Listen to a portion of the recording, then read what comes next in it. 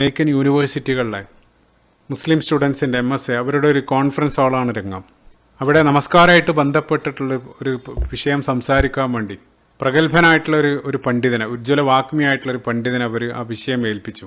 അങ്ങനെ 10,000 തിങ്ങി നിറഞ്ഞ് ആ സദസ്സ് മുഴുവൻ അയാളുടെ വാക്കുകൾക്ക് വേണ്ടി കാതു കൂർപ്പിച്ച് നിൽക്കുകയാണ്. അങ്ങനെ അയാൾ ആ സദസ്സിലേക്ക് കയറി വരാണ്. പതിവിന് തികച്ചും വിപരീതമായിട്ട് അയാൾ കീശയിൽ നിന്നും ഒരു തുണ്ട് പേപ്പറുകൾ എടുക്കുകയാണ്. എന്നിട്ട് അതിലുള്ള ചില കാര്യങ്ങൾ, ഖുർആനും ഹദീസുകളെല്ലാം അയാൾ ധൃതിപ്പെട്ട് വായിച്ചു പോവാണ്. സദസ്സിലേക്ക് നോക്കുന്ന പോലില്ല, ഐ കോണ്ടാക്ട് ഒന്നും ഇല്ലാതെ ആ രൂപത്തിൽ അയാൾ വായിക്കുകയാണ്.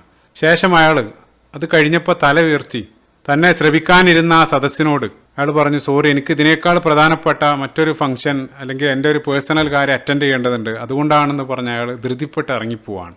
അപ്പോൾ മൊത്തം ആളുകൾ കൺഫ്യൂഷനാണ്. എന്ത് പണിയാണ് ഇയാൾ കാണിക്കുന്നത്? കാരണം ഇയാളെ ശ്രവിക്കാൻ വേണ്ടിയാണ് നാടിൻ്റെ നാനാഭാഗത്തു നിന്നായിട്ട് ആ ഓഡിയൻസ് മുഴുവൻ അവിടെ തടിച്ചു കൂടിയിട്ടുള്ളത്. അപ്പോൾ അതിനേക്കാൾ ഇമ്പോർട്ടൻ്റ് അയാളുടെ ഒരു പേഴ്സണൽ അപ്പോയിൻമെൻറ്റിന് അത്രയേറെ പ്രാധാന്യം കൊടുത്ത് അയാൾ ഈ രൂപത്തിൽ ധൃതിപ്പെട്ട് ഇറങ്ങിപ്പോവാണ്. അപ്പോൾ അവർ മുഴുവൻ തമ്മിൽ സംസാരിക്കാനെല്ലാം തുടങ്ങിയ സമയത്ത് അയാൾ ഒരല്പം കഴിഞ്ഞപ്പോൾ അയാൾ വീണ്ടും ആ വേദിയിലേക്ക് കയറി അയാൾ അവരോട് പറഞ്ഞു, ഞാനിപ്പോൾ ചെയ്ത ഈ ഒരു കാര്യം നിങ്ങൾ അങ്ങേയറ്റം ഒഫൻഡ് ചെയ്ത് നിങ്ങൾ അങ്ങേയറ്റം വേദനിപ്പിച്ചിട്ടുണ്ടാവുമല്ലേ, എനിക്കറിയാം. പക്ഷേ നമ്മൾ ചിന്തിക്കേണ്ട ഒരു കാര്യം, ഇതേ കാര്യമാണ് നമ്മളിൽ പല ആളുകളും ദിനേന നമസ്കാരത്തിൽ അള്ളാൻ്റെ മുമ്പിൽ ചെയ്തുകൊണ്ടിരിക്കുന്നത്. ധൃതിപ്പെട്ട് വന്ന് എന്താണെന്ന് ഉരുവിടുന്നതെന്ന് അറിയാതെ എന്തൊക്കെയോ പെട്ടെന്ന് ധൃതിപ്പെട്ട് പാരായണം ചെയ്ത് നമ്മുടെ ഭൗതികമായിട്ടുള്ള എന്തെങ്കിലും ബാക്കി ചെയ്യാനുള്ള കാര്യത്തിലേക്ക് നമ്മൾ ഓടുകയാണ്.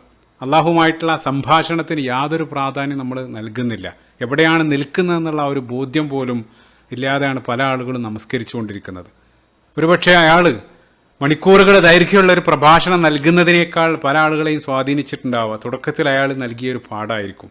അപ്പോൾ നമ്മൾ ചിന്തിക്കേണ്ട ഒരു കാര്യം, ഇപ്പോൾ നമ്മളിൽ പല ആളുകൾ 20 അല്ലെങ്കിൽ 30, 40, 50 വർഷമായിട്ട് നമ്മൾ നമസ്കരിച്ചുകൊണ്ടിരിക്കുകയാണ്.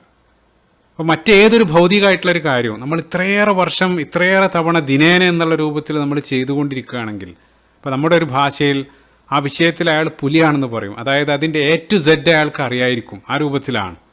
അതേസമയം നമസ്കാരത്തിൻ്റെ ഒരു വിഷയത്തിലേക്ക് വരികയാണെങ്കിൽ അത് ചെറുപ്പത്തിൽ ആ മദ്രസയിൽ പഠിച്ച അതേ രൂപത്തിൽ അതൊരു ഓട്ടോ പൈലറ്റ് മോഡിൽ നമ്മളിങ്ങനെ അനുഷ്ഠിച്ചുകൊണ്ടേയിരിക്കുകയാണ്.